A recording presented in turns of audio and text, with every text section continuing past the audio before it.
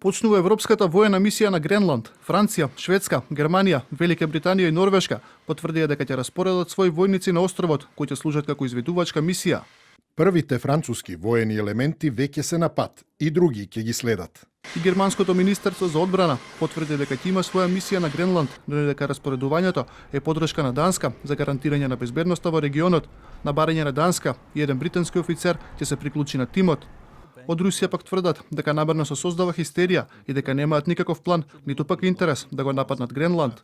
Наместо конструктивна работа во рамките на постојните институции, особено Арктичкиот совет, НАТО го избра патот на забрзана милитаризација на северот и го зајакнува своето воено присуство под измислениот изговор на растечката закана од Москва и Пекинг.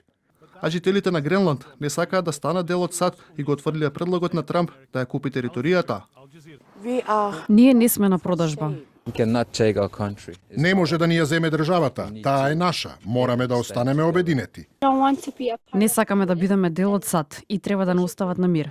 Во обид да се смират тензиите, но и да се разјаснат пораките кои доаѓаат од Доналд Трамп, шефовите на дипломатиите на Данска и Гренланд се сретнаа со првите луѓе на американската влада, но неколку часовните разговори се чини дека не ги дадоа посекуваните резултати. Не успеавме да ја промениме американската позиција. Јасно е дека председателот има желба да го освои Гренланд. Затоа се уште имаме фундаментално несогласување, но се согласивме околу тоа дека не се согласуваме. Американскиот председател пак останува на ставот дека САД треба да ја преземат контролата над островот и не ја исклучува можноста за воена интервенција за да ја постигне таа цел. После средбата во Вашингтон, сепак испрати и порака дека е можно решение на спорот.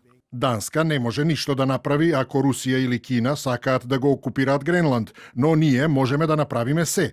Тоа го дознавте минатата недела со Венецуела. Имам многу добри односи со Данска и ќе видиме како ќе се одвива сето тоа. Мислам дека ќе се среди.